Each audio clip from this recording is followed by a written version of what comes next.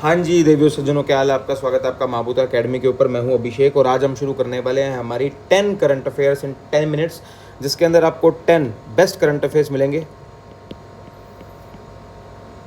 ठीक है। और वो भी मिलेंगे एमसीक्यू फॉर्मेट में। और इसके साथ एमसीक्यू के साथ साथ मैंने इसकी रीजनिंग भी डाली है ताकि समझ में आए अपने को। और एक करंट अफेयर हाईली इफेक्टिव है, हाईली मतलब हाईली। करंट अफेयर करोगे तो आपको पता चलेगा कि कैसे करंट अफेयर पूछे जा रहे हैं, सेमीकंडक्टर वगैरह से रिलेटेड, या फिर इंडिया की पॉलिसी से रिलेटेड, या फिर हमारे जो राजस्थान के अंदर बेसिकली जो पॉलिसीज बन रही हैं उनके रिलेटेड जो हाई लेवल कंटेंट है, जो आप बथेरी जगह से पढ़ रहे होगे। कोशिश करेंगे अपन 10-12 मिनट के अंदर ये 10 मिनट 10 करंट अफेयर्स को कंप्लीट करते हैं, ठीक है। चलिए शुरू करते हैं, पहले क्वेश्चन पे चलते हैं। The union cabinet approved 2 new semiconductor projects under in Gujarat under the Indian semiconductor mission 1.0 which of the following is correct. तो हमें स्टेटमेंट पूछी है इन्होंने इंडिया सेमीकंडक्टर मिशन 1.0 के तहत, जिसके तहत यूँ पूछा है कि यूनियन कैबिनेट ने 2 नए सेमीकंडक्टर प्रोजेक्ट लेके आ रहे हैं। कहाँ पर लेके आ रहे हैं, पहले वो बात याद रखना, गुजरात के अंदर, ठीक है। तो इसके अंदर हमें देखना है कौन कौन सी स्टेटमेंट सही है। ये जो प्रोजेक्ट है include India first commercial Jain based mini micro LED display facility and semiconductor packaging unit.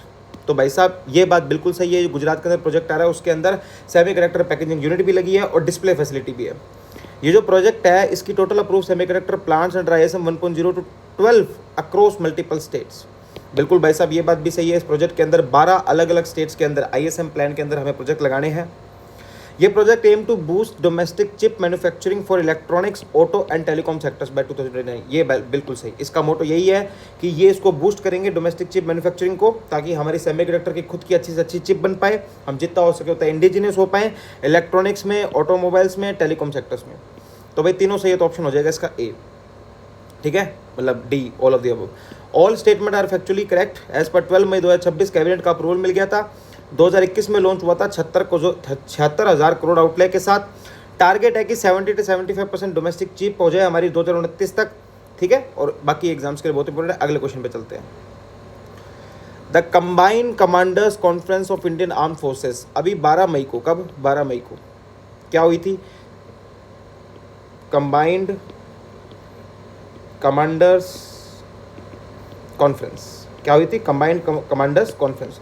तो अब सवाल ये हुई कहाँ थी? तो भाई साहब इसका आपको ध्यान में रखना है, जयपुर में हुई थी। कहाँ हुई थी? जयपुर में हुई थी। डिफेंस से क्वेश्चन आजकल पूछे जाते हैं तो इसको ध्यान रखना इंपॉर्टेंट हो सकता है। The conference was organise in Jaipur.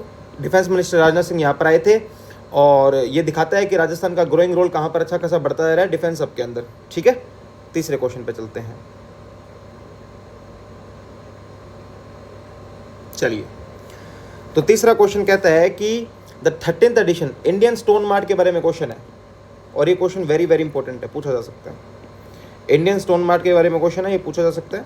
तो 13th edition registration process begin on 12 May 2026। क्या हमारा जो इंडियन स्टोन मार्ट है उसका 13th एडिशन चल रहा है? कौन सा चल रहा है? बिल्कुल भाई सही बात है, 13वां एडिशन उसका चल रहा है। हो कहाँ रहा है? तो बिल्कुल JECC सीतापुरा के अंदर हो रहा है, तो ये भी सही बात है। ये इवेंट जो है वो राजस्थान के स्टोन एंड, जब भी ऐसा कोई स्टेटमेंट है ना, ऐसा स्टेटमेंट कि ये पर्टिकुलर चीज़ को बूस्ट करेगा, ठीक है, ये पर्टिकुलर चीज़ को एनलार्ज करेगा, तब वो ज़्यादातर स्टेटमेंट सही होता है। तो 1 2 3 किस में है? सी में, इसके 1 2 3 तीनों क्वेश्चन सही है। इसकी रीजनिंग पढ़ लो एक बार आप, ठीक है। इतनी बात आपको समझ में आ गई होगी। चल सकते हैं आगे, चलिए। और क्वेश्चन नंबर 4, ठीक है। एक VBG रामजी एक्ट है हमारा, कौन सा? VBG Ramji act. तो पहली बात तो मैंने आपको इसके अंदर ही बता दी है एक्ट किससे रिलेटेड है। तो ये भाई साहब हमारे रूरल एम्प्लॉयमेंट से रिलेटेड है, related to rural employment guarantee, ठीक है। तो कब से आने वाला है? तो इसकी जो डेट है इफेक्टिव की वो 1 जुलाई 2026 है। कब से आने वाला है? 1 जुलाई 2026। आपका जो पॉलिटी का सेक्शन होता है उस पॉलिटी के सेक्शन में आजकल ऐसे क्वेश्चन आ जाते हैं, ठीक है। तो इसका थोड़ा ध्यान रखना। डेट क्या है? 1 जुलाई 2026। रीजनिंग देख लेते हैं।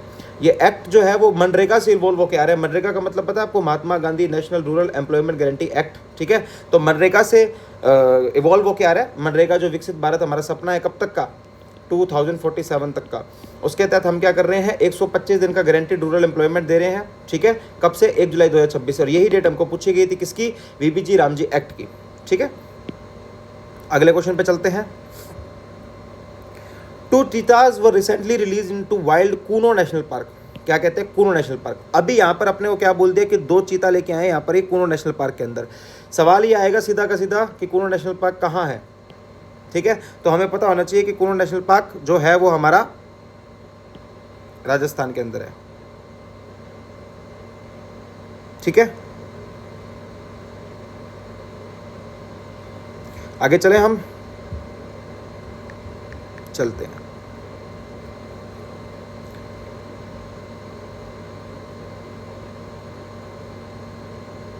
नहीं, I am so sorry, Kullu national park Rajasthan के अंदर नहीं है, कुल्लू नेशनल पार्क मध्य प्रदेश में। मैं भी कंफ्यूज हो रहा था। Kullu national park is in Madhya Pradesh, ये सॉरी गलत कर दिया उसने। कुल्लू नेशनल पार्क मध्य प्रदेश में है, और जिसके अंदर एडवांस प्रोजेक्ट चीता के अंदर हम 2 चीतास लेके आए हैं।